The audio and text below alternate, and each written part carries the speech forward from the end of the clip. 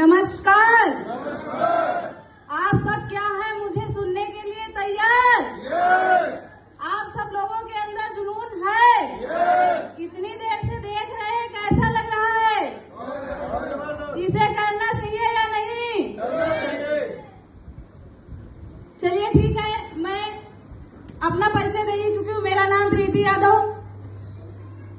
इस एमएलएम संस्था में मैं क्यों आई और कैसे आई हूँ, इस विषय में मुझे जो है टिप्पणी करने के लिए यहाँ पे जो है विषय मिला है। मैं एक बार जो है एक संस्था, एक कॉलेज में जो है एक स्टूडेंट हुआ करती थी। मेरा बीए सेकेंड ईयर चल रहा था कि कहते हैं कि जब कोई समस्या आती है तभी जो है जीवन का समाधान होता है। जब तक कि समस्या नहीं आती तब तक इंसान जीवन में आगे बढ़ने का नाम नहीं लेता है। तो मेरे वहाँ जो है क्या हुआ कि मेरी माता जी को जो है थोड़ी सी प्रॉब्लम हुई, आर्थराइटिस की समस्या थी। बस उसी बीच से मैंने सोचा कि मुझे जो है कुछ करना चाहिए, अन्यथा ऐसे जो है जीवन व्यतीत नहीं हो सकता है। तो मेरे मन में एक विचार आया। मैंने ऐसे चलते फिरते, कुछ मेरी फ्रेंडें थी जो मतलब कुछ कार्य कर रही थी।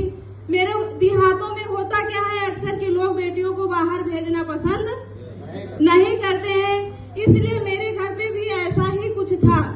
मेरे परिवार में क्या था, कोई लड़की जो है कोई काम नहीं कर सकती थी।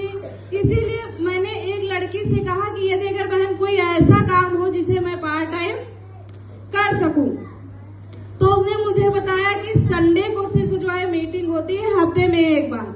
हमने कहा ठीक है, चल के देखते हैं। फिर जब मैं फ्रेंचाइजी पे पहुंची और फ्रेंचाइजी देखा ऐसे, तो मेरा मतलब कि दिमाग समझ ही नहीं आया कि ये है क्या आखिर। कोई भी इंसान यदि अगर इसको फर्स्ट बार देखता है तो उसके दिमाग से सटक जाता है, क्योंकि मैंने कभी भी जीवन में अपने ना ही कोई नौकरी की, ना ही कोई बिजनेस किया, सिर्फ कॉलेज से घर, घर से कॉलेज, बस इतना ही मेरे साथ होता था। तो मैंने देखा, फिर मुझे समझ में तो नहीं आया, लेकिन फिर हमने सोचा कोई बात नहीं, सिर्फ संडे ही संडे देना है, तो चलिए ठीक है संडे देते हैं। फिर धीरे धीरे करके वहाँ पे संडे वाली मीटिंग अटेंड की। उसके बाद देवा में प्रतिभा इंटर कॉलेज में कार्यक्रम लगा, वहाँ पे गए तो कुछ और समझ में आया। उसके बाद जो है लखनऊ में एनिवर्सरी फंक्शन यही जो है लखनऊ में ही मनाया जाता था। फिर जब मैं वहाँ पे गई तो मुझे लगा रियल में यहाँ पे जो है कुछ हो सकता है। तो हमने कहा ठीक है, अब जो है हम इसे करेंगे। लेकिन कहते हैं कि कोशिश करने वालों की कभी हार नहीं होती, और जो डगमगा जाए लहरों से उसका नौका पार नहीं होती, और कोशिश करने वालों की कभी हार नहीं होती। तो मेरे साथ कुछ ऐसा ही हुआ। मैं नाव में तो बैठी लेकिन लहरों से डगमगा गई।